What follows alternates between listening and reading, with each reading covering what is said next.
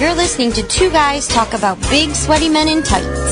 Darren and Al on In the Square Circle on the Dock.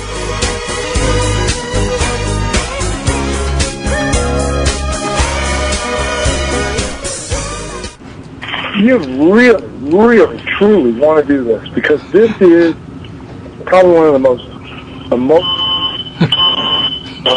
hey, I'm cooking if you put I hate the smoke one. Yeah. Awesome. One just goes right off, right in the middle of an interview. That's great. Thank you, George Foreman.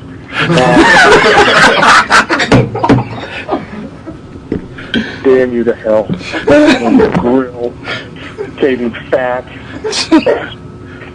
Should use it himself, I guess. So it's about commitment and really wanting, is what? Well, because, I mean, think about this. Because I tried to explain to guys, if you're doing this for any other reason than just because you feel like you have to do it, don't do it. Professional wrestling life seems like a very glamorous life, and aspects of it are. They certainly are, I'm not going to lie. But the majority of it, I'd say 85% of it, that being ain't. It's what you get to live. Your life becomes what I call Groundhog Day. Did you ever see it? Yes. It's the same day over and over? It's literally the same day over and over again. And then when you're not living that day over and over again and you actually get to be home and be a regular human being, you're simply anticipating and waiting to go live Groundhog Day over again. And I could describe Groundhog Day to you if you would like, to enlighten your audience. Go right ahead. Okay. Groundhog Day is where you've gotten up on, 5, 6 o'clock in the morning, because, of course, we've got to get you there as early as possible, even though shows it's not until 7 o'clock at night. You now have to go and fly in the airport, which is, of course, now even more of a joy, but even 20 years ago it wasn't that much fun. It's so much of a joy that you now become to the point to where you now detest other human beings, especially on the holidays of Thanksgiving and Christmas and Christmas. Because apparently they've let every retarded human being in masse to the airport in front of you. You make it to the airport, you sit there and you get on your plane that, of course, is, not even big enough to, hold an international runway model. And you're going to fly to the town. Now you get to the town, you'll, of course, fight the cattle car of retards again to get off the plane. For some reason, because the plane has landed, that the faster they get off the plane, somehow magically their bag will appear at the baggage claim even faster. It doesn't, but, it doesn't seem to matter. They crowd around the baggage claim as if they were in a third world country and it was a UNICEF truck full of food.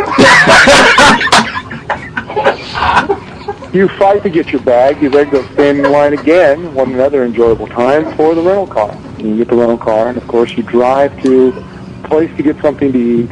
You then drive to a hotel. Then you drive and find some place to work out.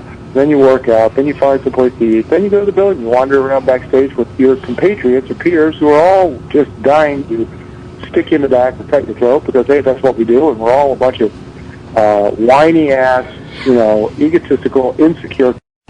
So we all, bitch, piss, and moan to each other and make each other generally miserable until you get to go to the ring and be alive for 15, 10, or 5 minutes and do the thing that you dreamt of doing.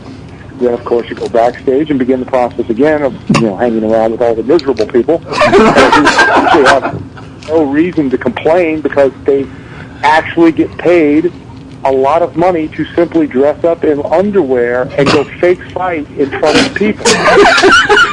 For some reason, they think that's a reason. They have reason to bitch, and I have never understood. Even though I, at times, got swept up in it and did it myself. So then you drive to your hotel and you try to wind down off the adrenaline rush after you've eaten. And it's about now, 12:30. You've already been on the phone for at least half an hour to 45 minutes with your significant other who has been bitching at you, will continue to bitch at you for the next hour and a half to 2 hours about the fact that they haven't seen you, that you're not home. albeit you want to kind of go, hello, it's because I'm working. You continue to live in the house that you're calling from, and to be able to afford the phone bill that is allowing you to say you're dicking. The whole time you're realizing I have to get to bed because I have only 4 hours now before I get up, and start the whole process again tomorrow. And then, you you start the next day, and then you're in the next night the same way. So. Wow. That's Groundhog Day. See, now I'm to 250 days a year. Wow. See, now I'm putting in my request, and we have contact with some of the WWE PR for our promotions and stuff, and I don't see why they don't, like, how did Matt Stryker get to be the color guy in ECW and them not bring you in? Well, Matt's a pretty good talker. I mean, he's very capable. He's a good talker, but he still should be a full-time wrestler.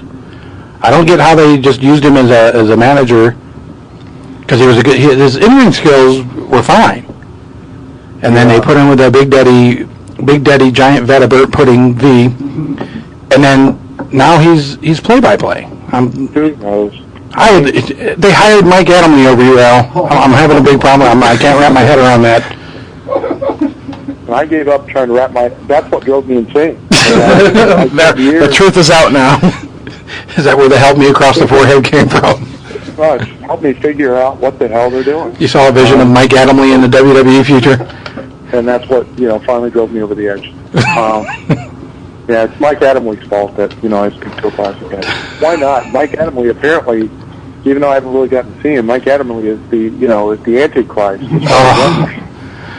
I had a full head of hair when Mike Adamle took over the ECW desk 4 months ago, and now I look like Stone Cold Steve Austin's fat brother.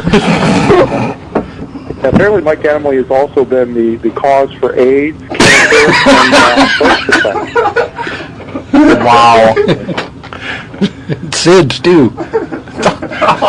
People are choking their children over Mike Adamle. Oh, jeez. I'm sorry, Junior, but he's talking right now. I'm sorry. You have an event coming up 2 weeks from tomorrow.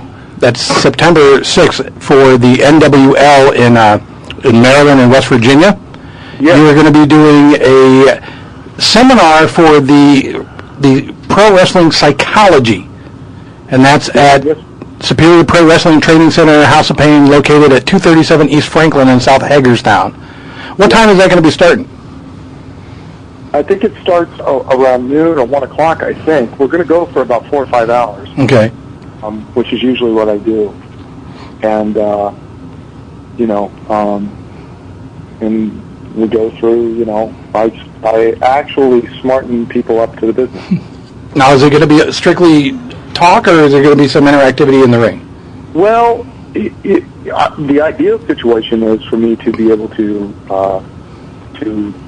talk and try to instruct, and then put people in the ring, watch them have a couple matches, and then critique them, and then also have them do some promos and explain how to do properly a promo and etc.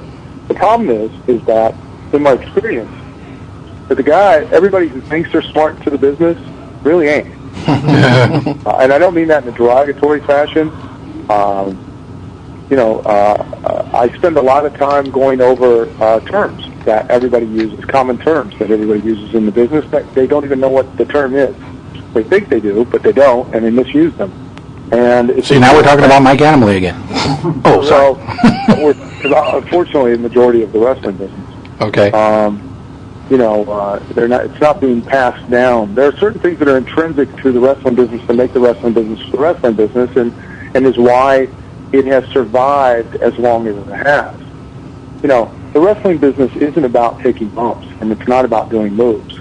It's about the art of working an audience and understanding what it is you're really working, and understanding what a work really is, and understanding what a mark is, and understanding why we shake each other's hand really, truly, and understanding what the term pop, where it came from, what it really means, and what it is you're really attempting to do. Exactly. I could go on of how so misused terms that I was taught 26 years ago are being used now that just make me want to pull my hair out.